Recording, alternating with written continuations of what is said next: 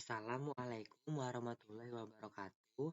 Perkenalkan, saya Zanwar akan mempresentasikan SKPD dan PPKD. SKPD dan PPKD merupakan prosedur keuangan yang didasari oleh Standar Akuntansi Pemerintah atau SAP. SKPD atau Satuan Kerja Perangkat Daerah merupakan sistem akuntansi yang diterapkan pada entitas akuntansi. BUD atau Bendahara Umum Daerah menganut subsistem PPKD. BUD sendiri bertanggung jawab dalam mengelola kas daerah yang disebar ke beberapa entitas akuntansi lainnya. PPKD atau Pusat Pengembangan Karir dan Dana merupakan sistem akuntansi yang diterapkan pada Bendahara Umum Daerah. Laporan Realisasi Anggaran atau LRA berbasis kas adalah laporan yang menyajikan informasi realisasi pendapatan LRA, belanja, transfer, surplus atau defisit LRA dan pembiayaan dalam satu periode dibandingkan dengan estimasi pagu anggaran di awal periode. Format LRA dibagi menjadi dua, yaitu yang pertama ada format LRA APBD. Bagian belanja terdapat belanja langsung dan tidak langsung. Bagian pendapatan terdapat dana cadangan. Sedangkan pada format LRA, SAP, bagian belanjanya terdapat belanja operasi, modal, tak terduga, dan transfer. Bagian pendapatan ada pendapatan transfer. Laporan operasional atau LO berbasis aktual adalah laporan keuangan yang menyajikan informasi mengenai pendapatan LO, beban, surplus, atau defisit sebelum pos luar biasa. Pos luar biasa dan surplus atau defisit LO dalam satu periode. Laporan perubahan ekuitas atau LPE adalah komponen laporan keuangan yang menyajikan sekurang-kurangnya pos-pos ekuitas awal, surplus atau defisit LO pada periode bersangkutan. Koreksi-koreksi yang langsung menambah atau mengurangi ekuitas dan ekuitas akhir. Neraca adalah bagian dari sebuah laporan keuangan yang mencatat informasi mengenai aset, kewajiban pembayaran pada pihak-pihak yang terkait dalam operasional perusahaan, dan modal pada waktu tertentu. Terdapat dua pos, yaitu pos aset dan pos kewajiban dan ekuitas.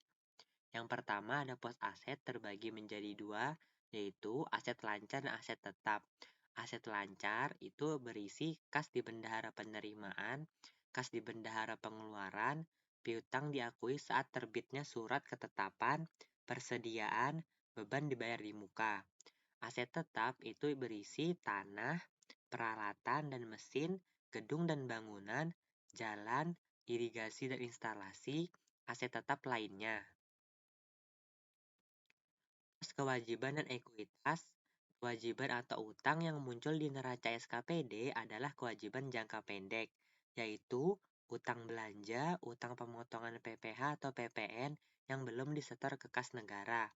Akun ekuitas yang dilaporkan di neraca merupakan hak residual Pemda atau SKPD.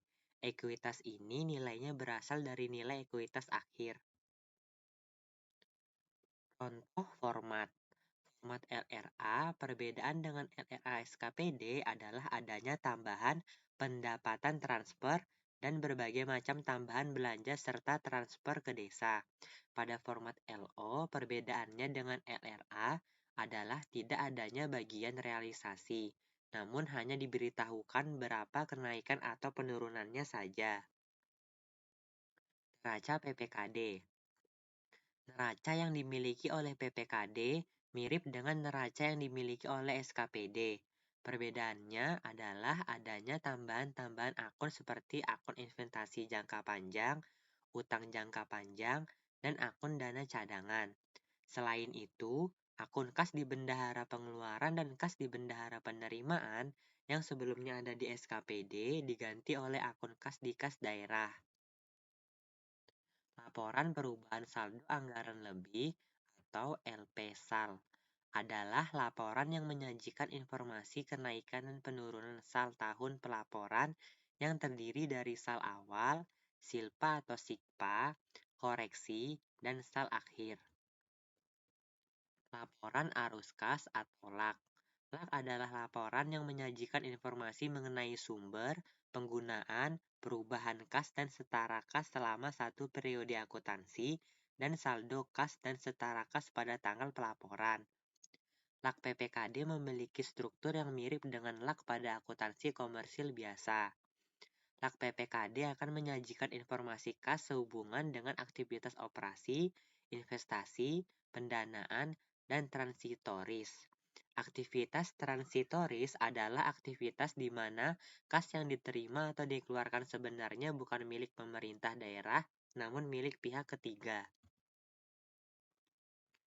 Catatan atas laporan keuangan atau CALK menyajikan informasi tentang penjelasan atau daftar terinci atau analisis atas nilai suatu pos yang disajikan dalam laporan realisasi anggaran dan neraca.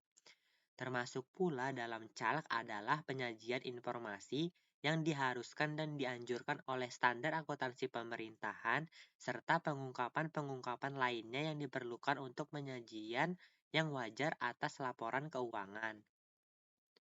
Rangka konseptual akuntansi pemerintahan adalah konsep dasar penyusunan dan pengembangan standar akuntansi pemerintahan atau SAP dan merupakan acuan bagi komite standar akuntansi pemerintahan, penyusun laporan keuangan, pemeriksa, dan pengguna laporan keuangan dalam mencari pemecahan atas sesuatu masalah yang belum diatur dalam pernyataan standar akuntansi pemerintahan. Tujuan kerangka konseptual. Ada penyusun standar dalam pelaksanaan tugasnya, penyusun laporan keuangan dalam menanggulangi masalah akuntansi yang belum diatur dalam standar, acuan pemeriksa yang membantu dalam memberikan pendapat, acuan sang pengguna menafsirkan informasi yang disajikan pada LK yang disusun sesuai standar. Jika terjadi pertentangan antara kerangka konseptual dan standar, maka ketentuan standar diunggulkan relatif.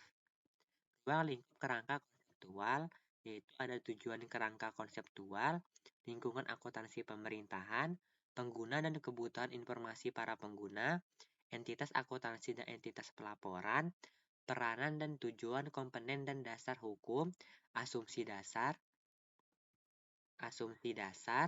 karakteristik kualitatif, prinsip-prinsip dan kendala informasi, dan unsur-unsur pembentuk laporan keuangan pengakuan dan pengukuran. Lingkungan operasional organisasi pemerintah berpengaruh terhadap karakteristik tujuan akuntansi dan pelaporan keuangannya. Ciri-ciri penting lingkungan pemerintahan yang perlu dipertimbangkan dalam menetapkan tujuan akuntansi dan pelaporan keuangan adalah sebagai berikut. Yang pertama, ciri utama struktur pemerintahan dan pelayanan yang diberikan terbagi lagi menjadi bentuk umum pemerintahan dan pemisahan kekuasaan, sistem pemerintahan otonomi dan transfer pendapatan antar pemerintah, pengaruh proses politik, hubungan antara pembayaran pajak dengan pelayanan pemerintah. Yang kedua, ciri keuangan pemerintah yang penting bagi pengendalian. Ada anggaran, kebijakan publik, target fiskal, alat pengendalian, investasi, akuntansi dana, pengendalian, penyusutan. Pengguna LKPP yaitu ada masyarakat, wakil rakyat, pengawas, donatur, dan pemerintah. Informasi laporan keuangan bertujuan umum untuk memenuhi kebutuhan informasi dari semua kelompok pengguna. Dengan demikian, laporan keuangan pemerintah tidak dirancang untuk memenuhi kebutuhan spesifik dari masing-masing kelompok pengguna. Namun demikian, berhubung laporan keuangan pemerintah berperan sebagai wujud akuntabilitas pengelolaan keuangan negara, maka komponen laporan yang disajikan setidaknya mencakup jenis laporan dan elemen informasi yang diharuskan oleh ketentuan perundang-undangan. Selain itu, karena pajak merupakan sumber utama pendapatan pemerintah, maka ketentuan laporan keuangan yang memenuhi kebutuhan informasi para pembayar pajak atau wajib pajak perlu mendapat perhatian. Entitas akuntansi merupakan unit pemerintahan yang mengelola anggaran, kekayaan, dan kewajiban yang menyelenggarakan akuntansi dan menyajikan laporan keuangan atas dasar akuntansi yang diselenggarakannya. Entitas pelaporan merupakan unit pemerintahan yang terdiri dari satu atau lebih entitas akuntansi yang menurut ketentuan Perpu wajib menyajikan laporan pertanggungjawaban berupa laporan keuangan yang bertujuan umum yang terdiri dari pemerintah pusat, pemerintah daerah, kementerian atau lembaga, serta organisasi lainnya. Laporan keuangan disusun untuk menyediakan informasi relevan mengenai posisi keuangan dan seluruh transaksi yang dilakukan oleh suatu entitas pelaporan selama satu periode pelaporan. Laporan keuangan digunakan untuk mengetahui nilai sumber daya ekonomi yang dimana dimanfaatkan untuk melaksanakan kegiatan operasional pemerintahan, menilai kondisi keuangan, mengevaluasi efisiensi dan efektivitas suatu entitas pelaporan dan membantu menentukan ketaatan terhadap hukum. Setiap entitas pelaporan mempunyai kewajiban untuk melaporkan upaya-upaya yang telah dilakukan serta hasil yang dicapai dalam pelaksanaan kegiatan secara sistematis dan terstruktur pada suatu periode pelaporan untuk kepentingan akuntabilitas, manajemen, transparansi, keseimbangan antar generasi, dan evaluasi kinerja. Manfaat laporan keuangan yang pertama menyajikan informasi yang bermanfaat bagi pengguna. Yang kedua menilai akuntabilitas. Yang ketiga membuat keputusan, baik keputusan ekonomi, sosial, dan politik dengan menyajikan informasi sumber, alokasi, dan penggunaan sumber daya keuangan. Informasi penerimaan periode berjalan untuk membiayai pengeluaran. Informasi sumber daya ekonomi yang digunakan entitas pelaporan serta hasil yang telah dicapai. Informasi pendanaan kegiatan entitas pelaporan. Informasi posisi keuangan dan kondisi entitas pelaporan. Dan yang terakhir, informasi perubahan posisi keuangan entitas pelaporan, kenaikan atau penurunan. Sekian presentasi dari saya. Kurang lebihnya mohon maaf. Assalamualaikum warahmatullahi wabarakatuh. Terima kasih.